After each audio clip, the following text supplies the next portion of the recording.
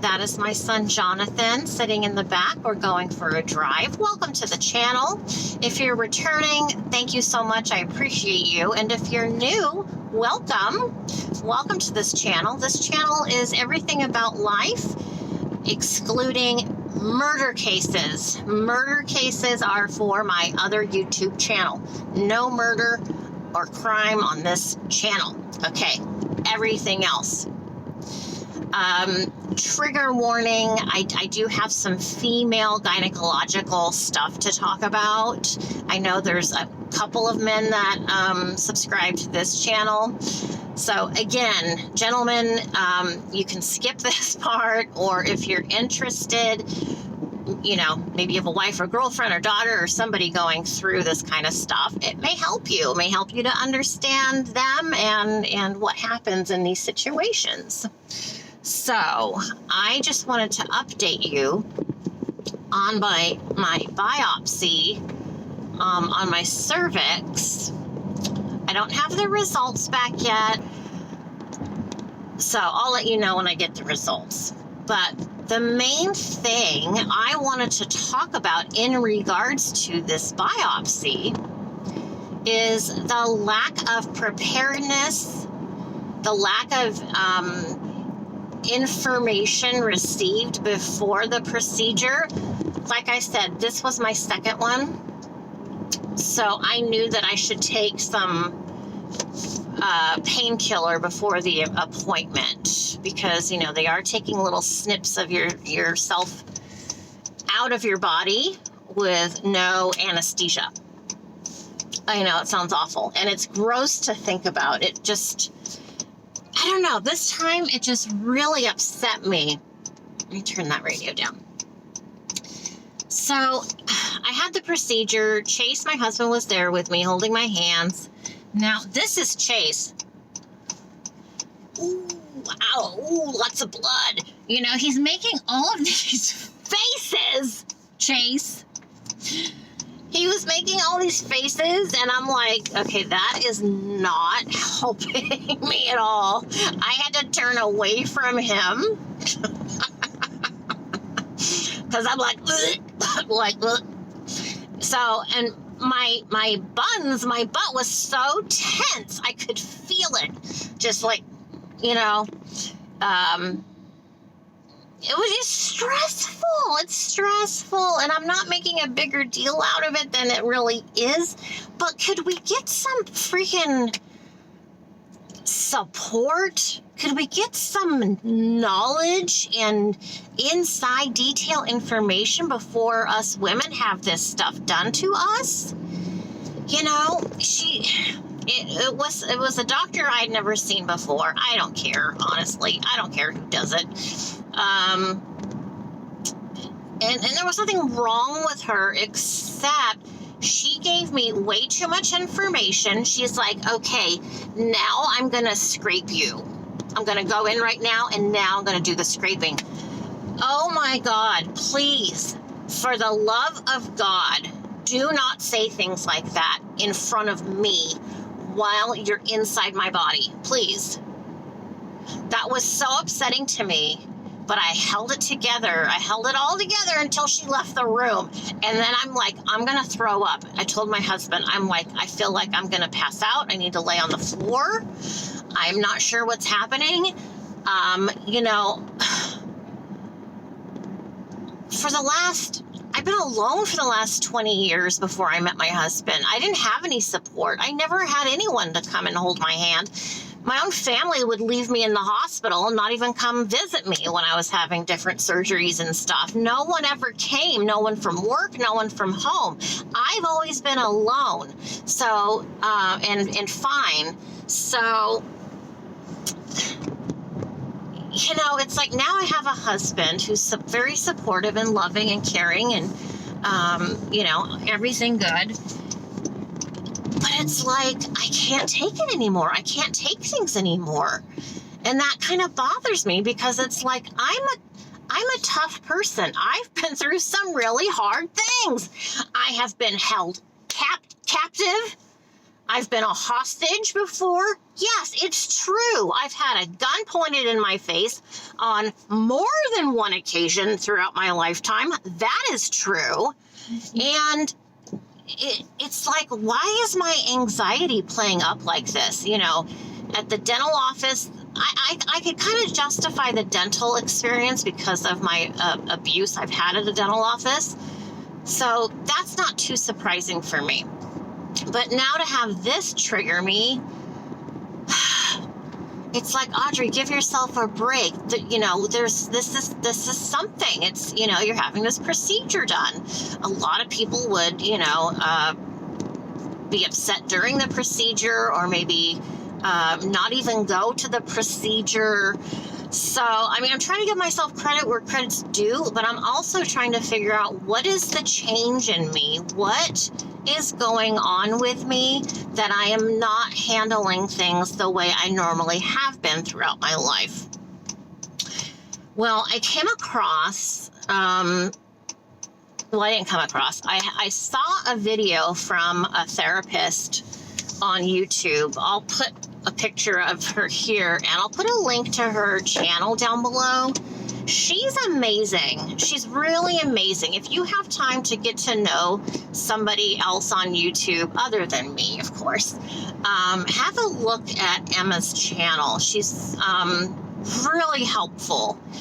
But she had, in this video, she had this doctor, this OBGYN, who I also follow, and she had her on her channel. And so I'll actually link that video down below as well, because I think it's important for us to know, and this doesn't go for just women, you know, men change as well. They don't have menopause, but men go through changes as well as they age.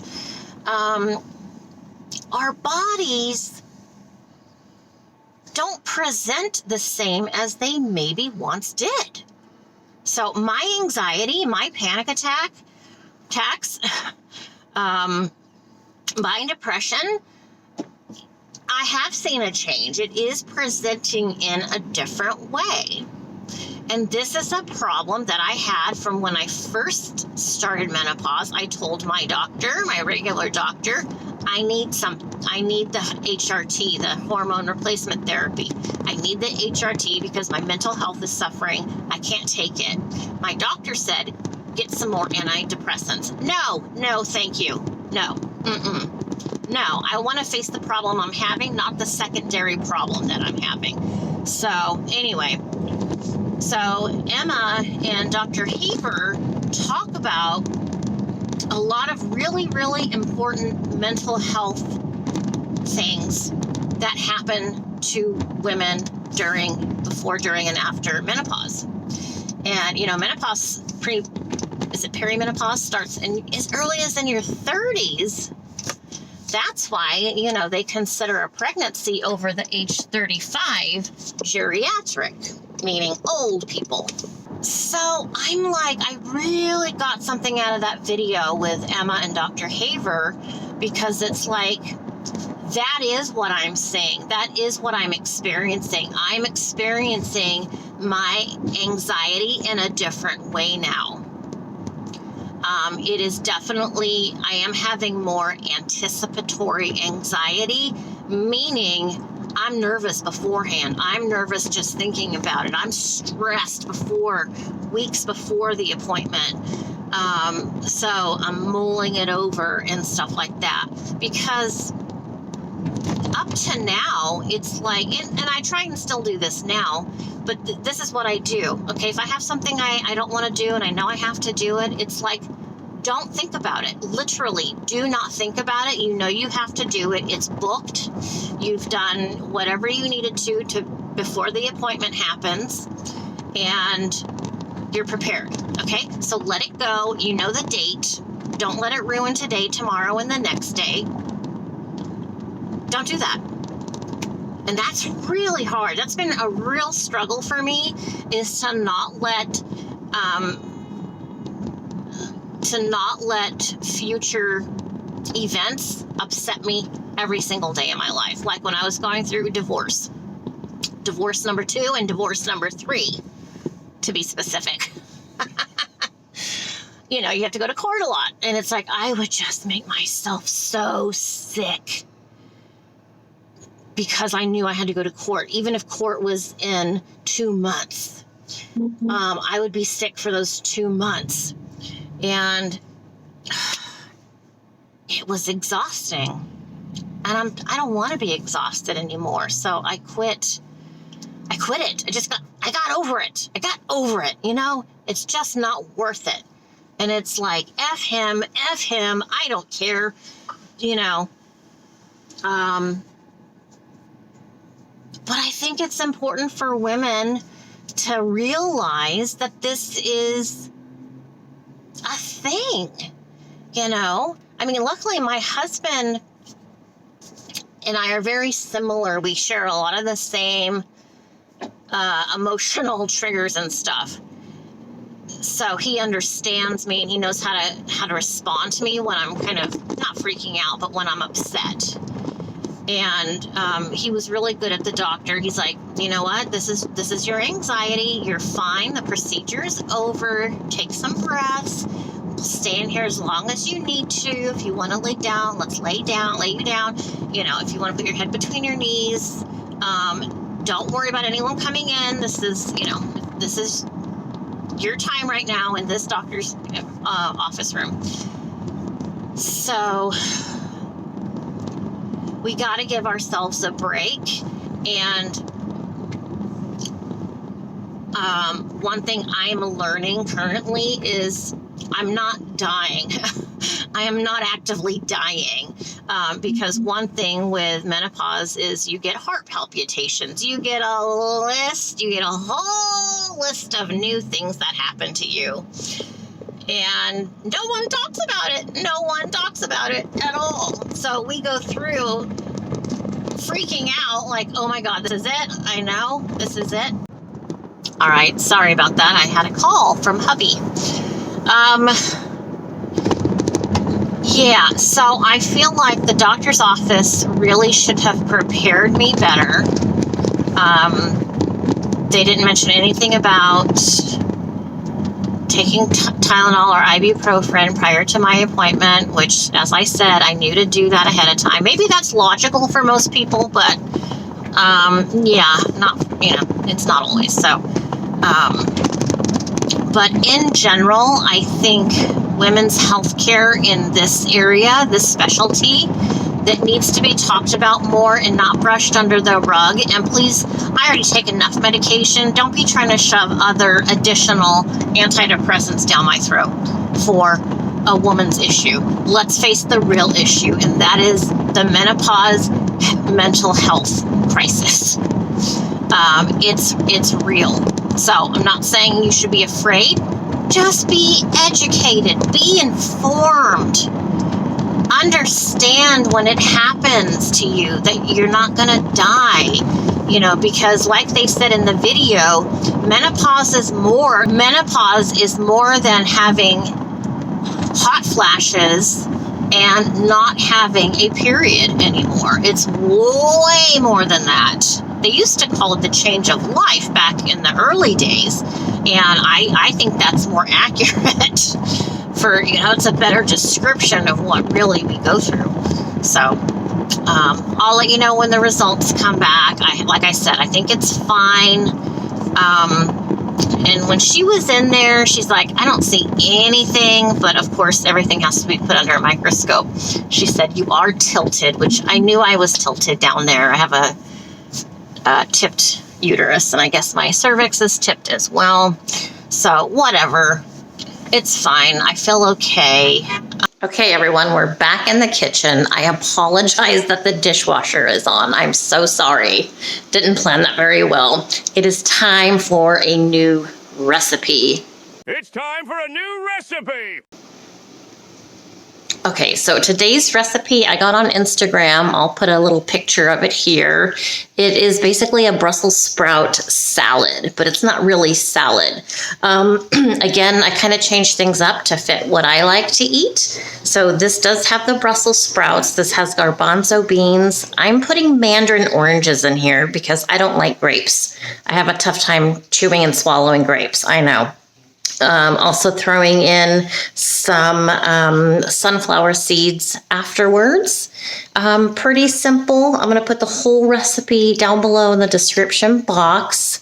Again, this is the first time I'm making this. And yeah, let's get going. We're going to start off with baking the garbanzo beans rinsed on a foil or in a pan in the oven for 8 minutes. Okay, then we're going to pull those garbanzo beans out of the oven after the 8 minutes, put all the spices on, throw it back in the oven. In the meantime, we're going to take 1.5 pounds Brussels sprouts with the tips cut off and any loose leaves cut off as well. You're going to put those in a bowl with all the ingredients, which I have down below. So lots of spices, olive oil, salt, pepper, that kind of stuff. Okay, so those are both in the oven. And then we are making up basically a dressing made out of nuts. Let me see. It's made out of cashew nuts. So I have the recipe down below: garlic powder, cumin, pepper, boiling water, etc., etc. So that's been put in the blender and whipped. Okay, that's going to be the bottom layer of this salad. All right.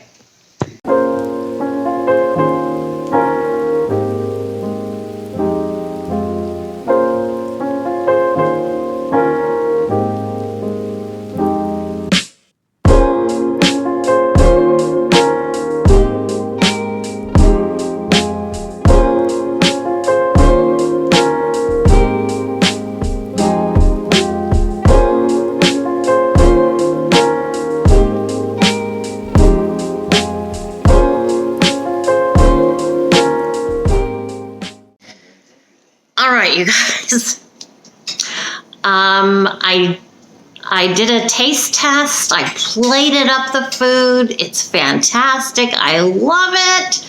I pigged out on video, but apparently I didn't click the start button to record.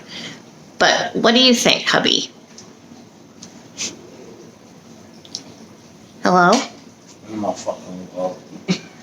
Camera's on me. It's so good. It's so good. He doesn't like mandarin oranges though, which I didn't know. What do you like about it? The flavor. The whip of the cashew in there. The cashew whip he likes. Oh my god. But I like Brussel sprouts, so I like it all. It's just You just don't like the oranges. Yeah. Well, they took me by surprise. There's sunflower seeds. I added Oh my god, it's so good. I added balsamic vinegar. She didn't have that in her recipe, but I know we both like balsamic vinegar. So I added. Better hurry up with this. I know Ben needs to come and eat. But I don't think it would be good for a full plate of it. I think more of an appetizer or like a snack or a small side or something.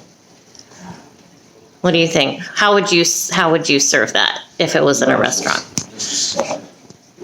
A side, like with meat or... You could even do it like the Mexican way. Have some of that and then have other things to have with it. The tortillas and stuff. To scoop it up and eat it like that. Yeah, tortillas are always good. Oh my god, yeah. Okay, well, he likes it. He likes it, Mikey. He likes it. He doesn't know that joke. It's a joke. Okay. All right. Well, as I said before, you guys, that's the end of this week's vlog. Thanks so much for watching. Let me know if you tried this recipe. Okay, you guys, take care. I'll see you real soon. Ciao. Thank you for watching, Audrey Christine. Don't forget to hit that subscribe button. Also, check out Audrey's YouTube crime channel, Audrey Briggs, the Salty Psychic, at Audrey Briggs 99.